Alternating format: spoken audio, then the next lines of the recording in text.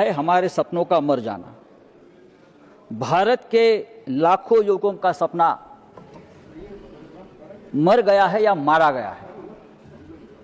20 जुलाई को जंतर मंतर पर उन सपनों पर लाठीचार्ज हुआ, टीयर गैस छोड़े गए, लाठियों को किले लगाकर मारा गया बच्चों को, और आखिर में पैलेट गन चलाकर युवकों के सपनों को खत्म करने की कोशिश की।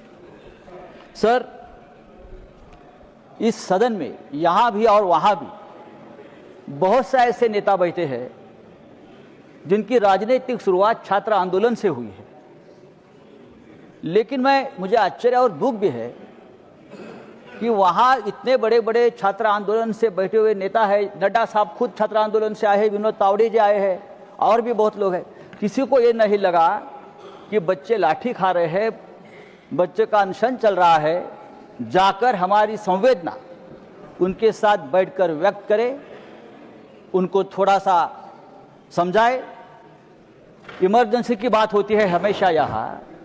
इमरजेंसी की जो शुरुआत है छात्र आंदोलन से हो गई ना, बिहार में हो गई, बाद में गुजरात में हो गई। तो अभी आप लोग छात्र आंदोलन से इतने डरते क्यों है? एक आंदोलन इस देश में हुआ है, बच्चों की मांग है, और बच्चों की मांग है इस देश की शिक्षा व्यवस्था, इस देश के शिक्षा व्यवस्था में जो भ्रष्टाचार है वो रोकने की। लेकिन प्रधानमंत्री डर गए, गृह मंत्री डर गए, लापता है, हम ढूंढ रहे हैं। मैं तो एक फिल्म बनाने वाला हूं, लापता गृह मंत्री। बहुत सी फिल्में बनती है, कहां है गृह मंत्री? बार बार जो हर बात पर बयान देते हैं, हर बात का क्रेडिट लेते हैं, लेकिन इतना बड़ा आंदोलन हो गया, इतना बड़ा लाठीचार्ज बच्चों पर हो गया, पैलेट गन चल गई, लेकिन गृह मंत्री का एक बयान तक नहीं आया है। प्रधानमंत्री रात को 12 बजे बयान देते हैं। सर, अरे मेघा जी, देखिए सर, ये सरकार, ये हमारी तुम्हारी करने की बात नहीं है, आप समझ लीजिए। मैं महाराष्ट्र की बात बताता हूं, पेपर कैसा लीक होता है।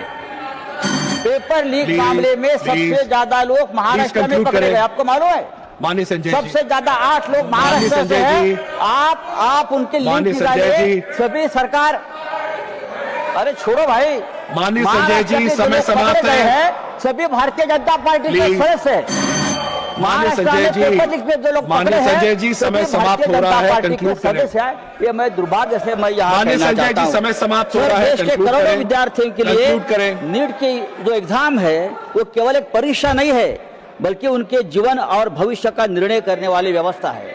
अगर ये व्यवस्था सरकार की सिस्टम फेल्योर से बर्बाद हो जाती है तो उसकी जिम्मेदारी सरकार को लेनी पड़ेगी। अभी आपने कानून लाया है, नए कानून में क्या है? वही पुराना कानून है। माननीय संजय जी, जुर्माना, 1 साल का सजा है वो 10 साल आपने कर दी। माननीय संजय जी, जुर्माना 10 करोड़ कर दिया। समय समाप्त हो रहा है, क्या होगा? कंक्लूड करें। समय समाप्त हो गया। सर, समय बहुत है।